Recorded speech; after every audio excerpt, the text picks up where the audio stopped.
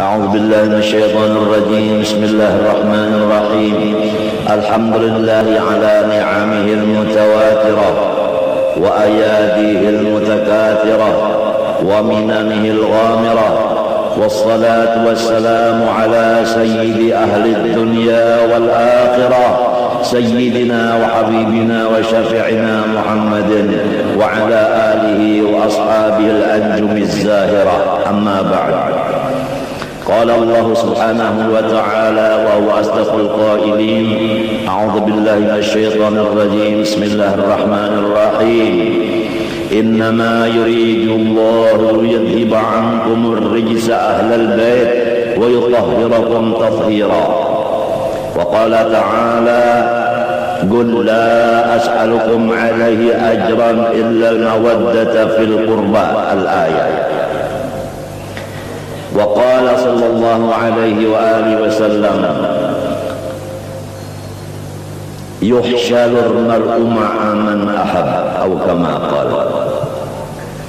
Alhamdulillah wa syukur, kita ucapkan puji syukur kita kehadrat Allah Subhanahu wa taala yang telah mengumpulkan kita bersama-sama di dalam majelis haul daripada salah seorang daripada awliya illahi subhanahu wa ta'ala, yaitu Habib Muhammad bin Habib Abdul Karim As-Samman Al-Madani Al-Hasani. Beliau ini salah satu daripada zuriat daripada junjungan kita Nabi besar Muhammad sallallahu alaihi wasallam yang disebut al-waladu juz'un minal walid. Anak itu satu suku-suku daripada orang tuanya. Faman ta'allaqa bil juz'i faqad ta'allaqa bil kulli. Barang siapa berpegang kepada juz'u, maka sama dengan berpegang kepada kul. Di dalam ayat suci Al-Quran disebutkan bahwasanya Allah Subhanahu wa ta'ala menyatakan dengan kata innama, ada tuhasrin di dalam ilmu nahwu, hanya saja kehendak daripada Allah Subhanahu wa ta'ala mensucikan semua kulawarganya Rasulullah sallallahu alaihi wasallam daripada segala kekotoran-kekotoran. Jelas di dalam ayat itu bahwa Rasulullah dan Siti Fatimah Az-Zahra dan anak cucunya sampai hari kiamat adalah ahli surga.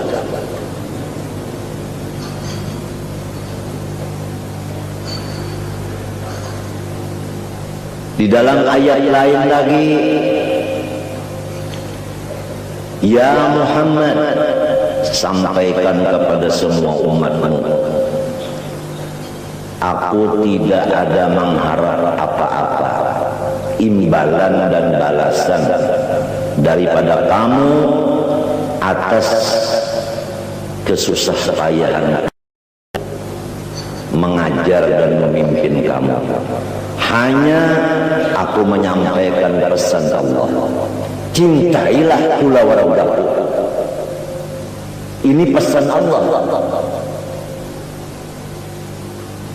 Di dalam hadis disebutkan yuhsyarul mar'u ma'a man ahab. Siapapun akan dikumpulkan nantinya bersama-sama orang yang dicintai oleh hatinya. Inilah yang kita harap, supaya kita mencintai anak cucunya Rasulullah SAW, yang pada hakikatnya mencintai datunya, yaitu Rasulullah SAW, yang akhirnya kita bersama-sama dengan Rasulullah SAW. Walaupun hidup kita tidak mempunyai pangkat, harakat dan martabat, walaupun kita ini hidup di dalam susah, fakir, walaupun kita hidup di dalam keadaan sakit terus-menerus, walaupun kita hidup di dalam dihinakan oleh orang dan sebagainya, akan tetapi kalau kita mahabbah kepada orang-orang yang saleh, maka janganlah kita berduka cita, karena kita akan berkumpul sama-sama orang itu di dalam surga. Apa artinya pangkat, apa artinya harta benda, apa artinya kesehatan, apa artinya sanak saudara, apa artinya pengikut yang banyak, apa artinya macam-macam istri yang banyak yang cantik, namun menjadi balangan neraka. Tak ada di dalam hatinya mahabbah kepada orang soleh. Oleh sebab itu hukumnya mahabbah kepada orang soleh adalah wajib, termasuk min wajibatil qalbi. Di dalam kitab Sulamut Taufiq disebutkan min wajibatil qalbi mahabbatus sholihin. Wajib bagi tiap-tiap hati kita mencinta kepada orang soleh. Marilah kita bawa anak-anak kita mulai dari kecil mencintai orang-orang soleh, supaya nantinya mereka itu ada didikan dari kecilnya mahabbah kepada orang soleh. Jangan sampai kita taksir nantinya anak-anak kita itu tatkala dia dewasa dia membenci dengan orang soleh, karena ketaksiran kita tidak mendidik akan anak kita dari kecilnya itu cinta kepada orang yang soleh. Di antara orang soleh dzurriyyat Rasulullah SAW bernama Sayyid Muhammad, Habib Muhammad, Syarif Muhammad, Ayyub Muhammad bahasa Banjarnya, dan Habib Abdul Karim As-Samman Al-Madani Al-Hasani, turunan Sayyidina Hasan. Beliau dilahirkan pada tahun 1132 Hijriah. 1132 Hijriah di dalam negeri Madinah Al-Musyarrafah. Beliau sudah lebih dahulu yatim, maka ibunya memimpin akan dia, menyerahkan akan dia sewaktu kecilnya kepada seorang guru yang alim di bidang Al-Quran, baik tajwidnya maupun ilmu-ilmu lainnya yang berhubungan dengan Al-Quran, seperti usul tafsir dan tafsir Al-Quran dan lain-lainnya. Maka Syekh Samman ini diserahkan oleh ibunya kepada guru tadi dari kecil. Nah, sewaktu dia belajar Al-Quran,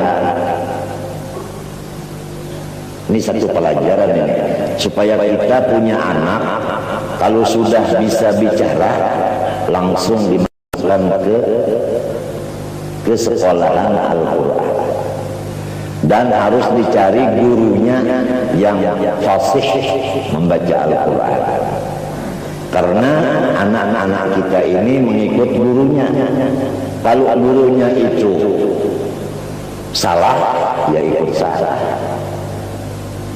Kalau gurunya itu Bismillahirrahmanirrahim, Alhamdulillahirabbil alamin, Arrahmanirrahim, Maliki yaumiddin, sampai bola-bola amin, ngarannya Udin, anaknya Yasin. Itu anak kita nantinya Bismillahirrahmanirrahim juga. nggak bisa bismillahirrahmanirrahim, nggak bisa karena gurunya tadi. Dan anak-anak kita ini pasti punya guru. Malam yakun lahu syekhun fasyaitanu syaikhuhu. Siapa tidak punya guru, maka syaitanlah yang membisikinya jadi gurunya. Itu man isim mausul umum, bilangnya ilmu nahwu. Siapa aja apabila tidak punya syekh, tidak punya guru, maka syaitanlah gurunya. Syaitan itu ben iblis. Iblis itu ben api neraka. Itu silsilahnya. Mungkin bapak-bapak sudah tahu masalahnya. Syaitan bin iblis, iblis bin neraka.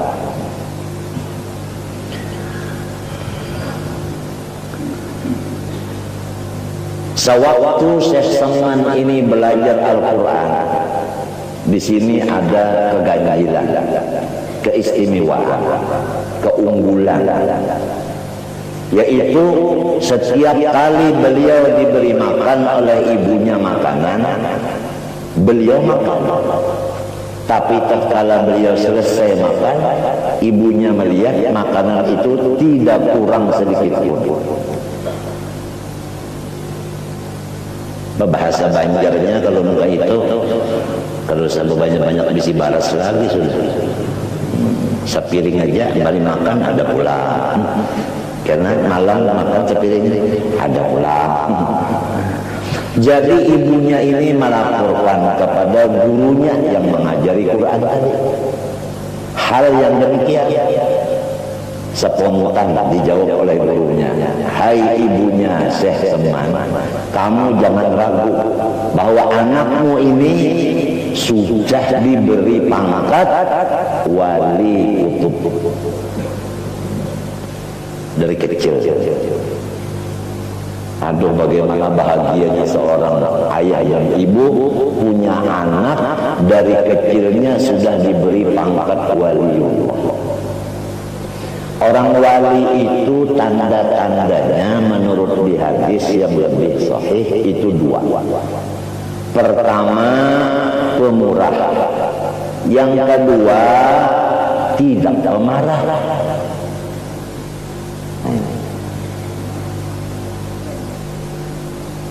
Jadi dari kecilnya beliau ini pemurah, tidak pelit, alias apik, alias engkel, garis merah angkar mawi, jarak 12.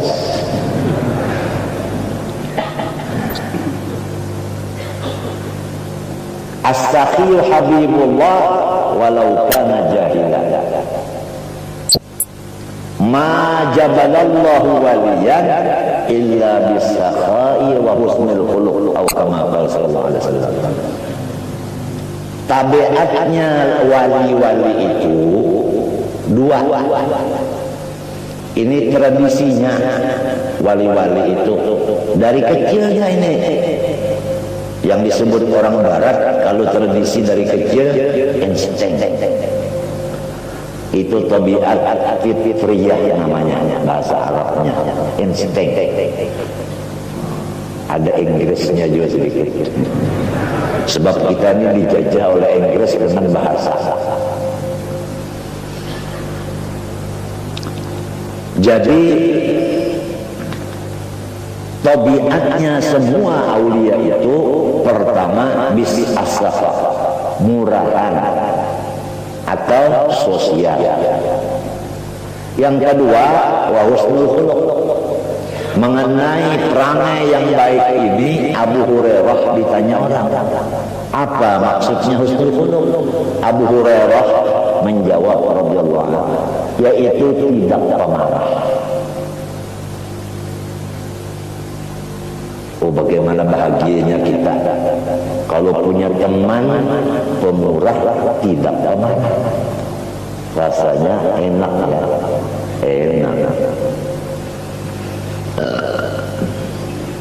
Tapi kalau punya teman sering marah-marah, ya suka imunisasi. Apa itu? Yang marah-marah itu apa? Emosi. Ya. Saya ini kalau tidak diladari nggak bisa. Wa 'allamaka ma lam takun ta'lam. Emosi. Emosi itu apa? Emosi itu bandnya emosi adalah band api. Band api itu ya neraka. Jadi orang yang emosi itu orang yang sudah dapat neraka. Buktinya orang emosi matanya merah. Itu sifatnya api itu merah, si jago merah. Al-ghadab yufsidul iman kama yufsidul khallul asal. Marah itu merusak iman. Kalau iman sudah rusak, kemana tempatnya? Jelas neraka. Jadi kita jumlahkan secara ilmu mantik, natijahnya orang yang marah itu masuk neraka. Itu natijahnya. Janganlah kita didik diri kita dan anak kita ini pemarah dan terlilit.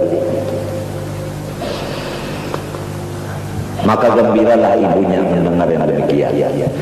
Kemudian Syekh Salman Al-Madani ini dari waktu kecilnya itu dia ini senang kepada orang-orang yang ziarah ke makam datunya Rasulullah SAW.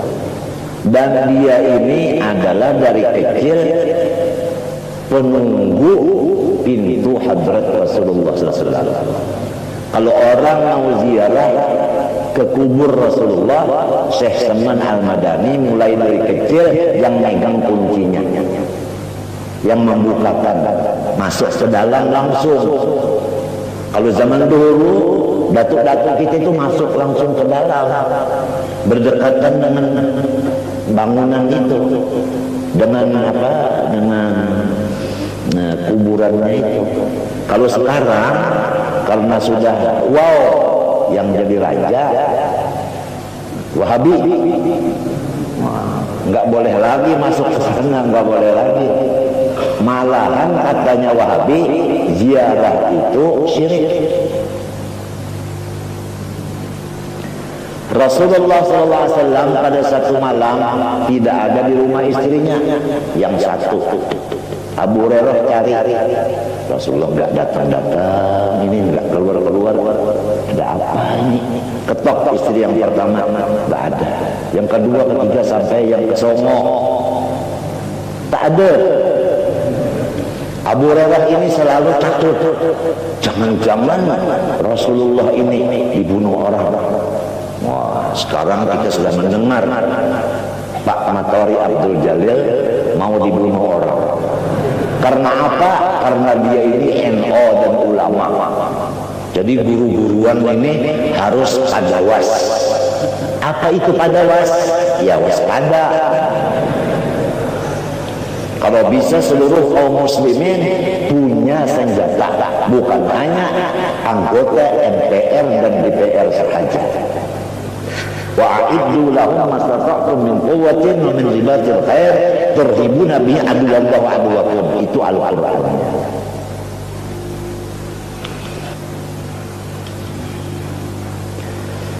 Sekalinya Rasulullah SAW itu dicari-cari nggak ketemu, Abu Hurairah melihat cahaya nur Rasulullah SAW ada di kuburan Baqi'il Gharqad di Madinah. Abu Hurairah itu selalu membuat lubang dari bawah pondasi pagar kuburan dengan tangannya sendiri.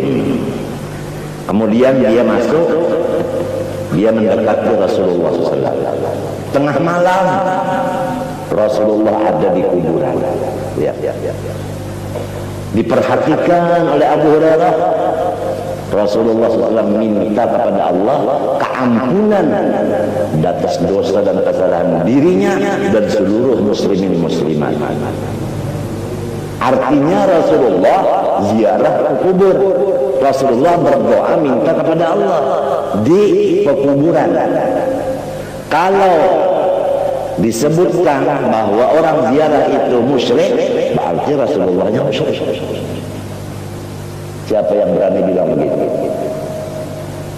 Tapi kira-kira yang hadir ini semua orang ahli sunnah wal jamaah, semua orang yang senang ziarah.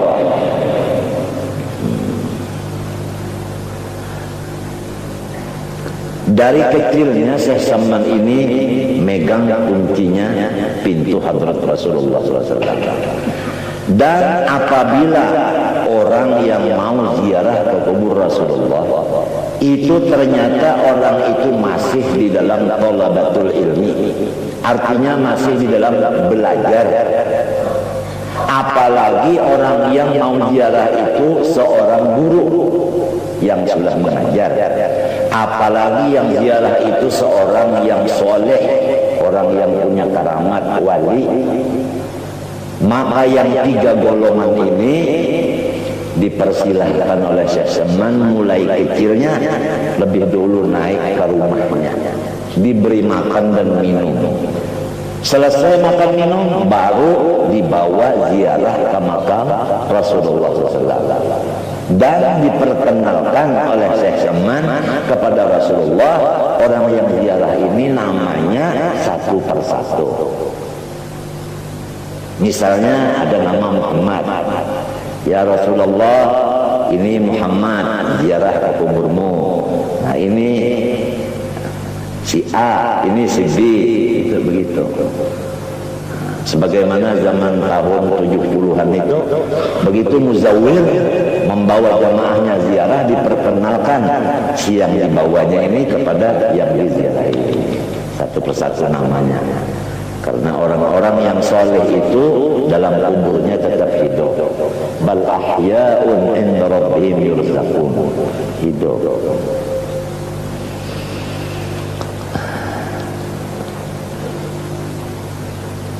Beliau mulai dari kecilnya selalu memuliakan ibu bapaknya, dan beliau terhadap orang-orang ulama dan orang-orang yang menuntut ilmu dan orang yang soleh selama berada di kota Madinah, maka Syekh Salman inilah yang menjadi khaddam bagi semua tamu itu.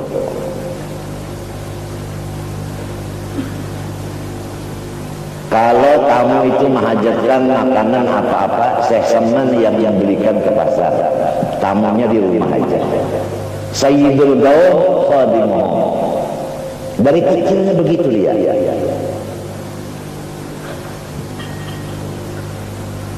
Dan dia ini dari kecilnya sudah memusyahadahkan akan wahdaniyatullah. Artinya tidak terbimbing hatinya itu dengan Allah.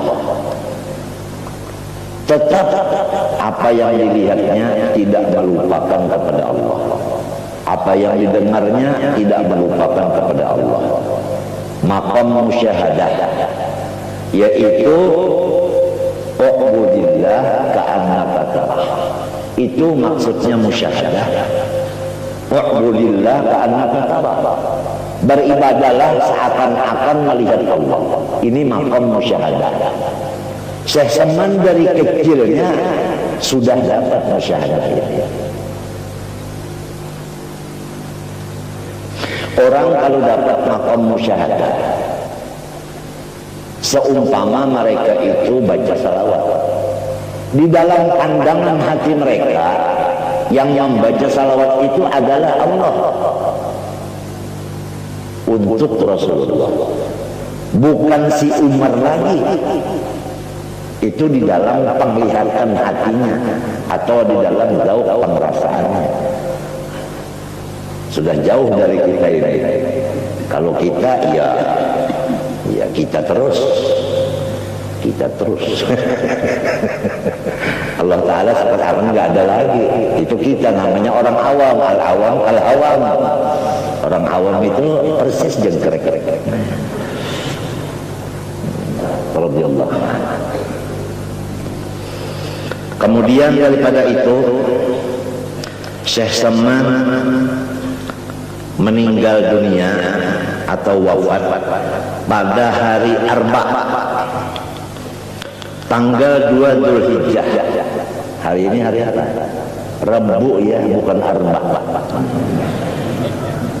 Tanggal 2 Dzulhijjah pada tahun 1189. Jadi 1189 dipotong 1132, inaun sabaraha? Ini ada orang mana? Orang apa? Orang Bandung ini ada. Inaun sabaraha? Atur nuhun. 1189 dipotong 1132 berapa? 60 peto. Ada Maduranya di sini. Jadi ada Maduranya. Di sini ada juga orang yang mengajarkan dosen bahasa Inggris, jadi ada instingnya tadi. Jadi semua kena.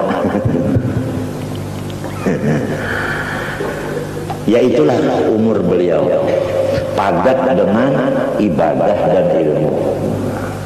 Inilah tujuan hidup kita, hanya dua. Pertama, waktu diisi dengan menuntut ilmu. Yang kedua, diisi dengan ibadah kepada Allah. Itulah dua tujuan hidup kita. Imam Ghazali membuat lagi di dalam kitab Ihya dengan dasar yang kuat.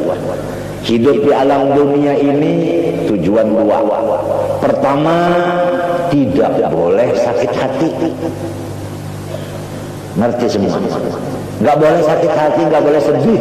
Itu pertama itu. Siapa aja? Ini ada orang Betawi. Siapa aja? Nggak boleh sakit hati, harus gembira terus. Satu. Yang kedua, sibuk dengan ibadah. Itulah kesimpulan di dalam kitab Ihya juz yang keempat dari Imam Muhammad bin Muhammad Al-Ghazali. Jelas saja. Jelas. Kalau ada yang belum jelas, mungkin kelaparan gitu.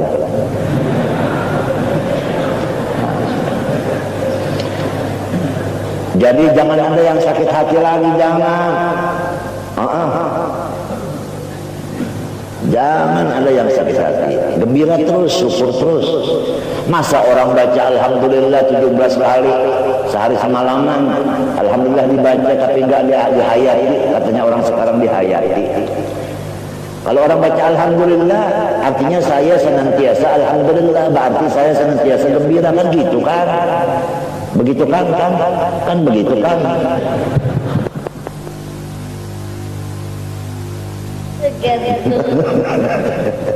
Gembira terus. Yang kedua, sibuk dengan ibadah. Sama ada ibadah tafakkur, sama ada dalam ibadah nazar, sama dengan ibadah mutalaah dan lain-lain. Pokoknya ibadah. Ibadah itu dua aja, wajib sunat, sunat wajib. Sunat ya, sunat, bukan basunat, bukan.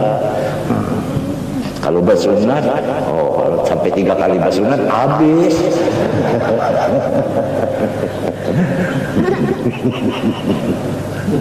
Ketawa Muhammad, amin.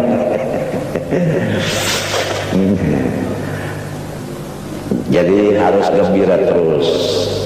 Bapak-bapak, kalau hati kita itu gembira, apa yang kita lihat itu jadi pelajaran, jadi ilmu. Apa yang kita dengar jadi ilmu. Oleh sebab itu Rasulullah berpesan, anak cucu saya jangan sampai ditangiskan. Kalau dia nangis, saya ikut nangis. Kalau saya nangis, Allah Ta'ala marah.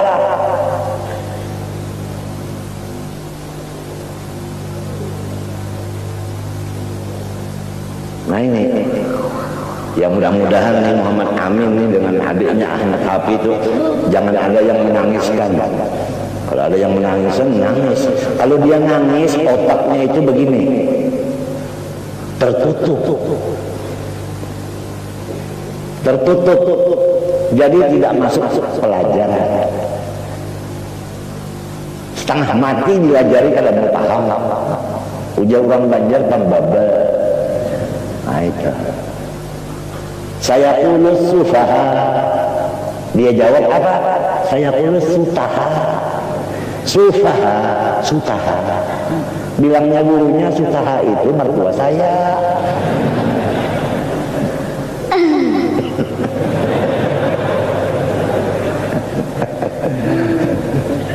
Tapi kalau ini anak ini suka gembira, otaknya itu terbuka, cepat menerima pelajaran.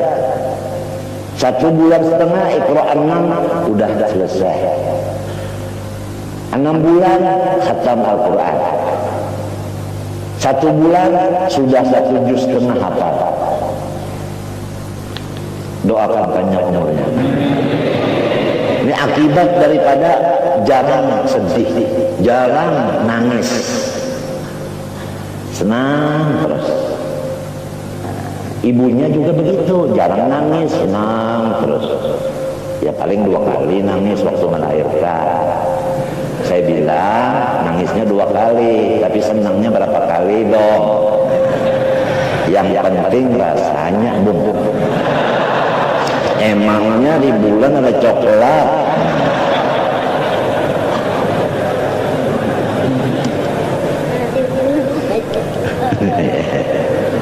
Gak boleh sakit hati, gak boleh ya, gak boleh. Itu sampaikan kepada anak istri, gak boleh sakit hati, syukur terus.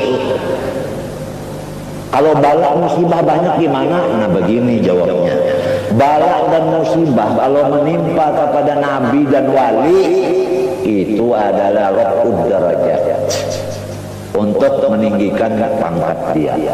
Bala musibah menimpa kepada orang mukmin yang bukan wali dan bukan nabi untuk kafarah lisayyi'at wal khati'at, untuk membersihkan dari kekotoran dosa. Kalau kita orang awam ini kotor, ada yang membersihkan, kenapa jadi menangis? Mestinya kita gembira, berterima kasih kepada orang yang membersihkan itu, kan gitu. Kalau bala menimpa kepada orang kafir dan munafik, itulah yang disebut adab. Nah, jadi bala itu terbagi kepada macam-macam. Kepada nabi dan wali, raf'ul darajat. Kepada orang mukmin yang biasa adalah untuk menghapus dosa. Kepada orang kafir dan munafik itu yang siksa. Jadi orang yang beriman gak perlu sedih. Kemudian kalau sudah sedih itu sudah bisa diatasi dengan gembira, sesuai dengan kata alhamdulillah 17 kali waktu sholat. Kita tinggal lagi mengisi waktu supaya sibuk dengan ibadah tadi, yang wajib, yang sunnah. Sampai tidur pun kita niatkan karena ibadah juga. Karena mata kita kalau tidak dibuat tidur, nantinya kan kepala kita sakit. Kalau kepala sakit ya segala-galanya nggak enak lagi. Jadi menjaga kesehatan juga namanya itu ibadah. Terakhir, Syekh Saman Al-Madani ini kuburannya di Baqi'il Gharqad, berdampingan dengan kubur segala istri Rasulullah sallallahu alaihi wasallam. Mudah-mudahan kita semua dimasukkan oleh Allah Subhanahu wa taala di dalam rombongan orang-orang yang cinta kepada orang saleh, sehingga kita akan dikumpulkan Allah bersama-sama mereka. Amin, Allahumma amin. Dan kita mengambil tabarruk, yaitu membaca qasidah yang berhubungan dengan puji-pujian terhadap Syekhina Syekh Saman. Karena madhus syuyukh min aqrabil qurubat. Wa kadzalika madhur rasul. Itu dalam kitab Syarah Hikam disebutkan memuji guru itu adalah jalan yang paling hampir untuk mendekatkan diri kepada Allah. Demikian memuji Rasulullah. Ya Syekhana ya Syekhana. Ya Syekhana.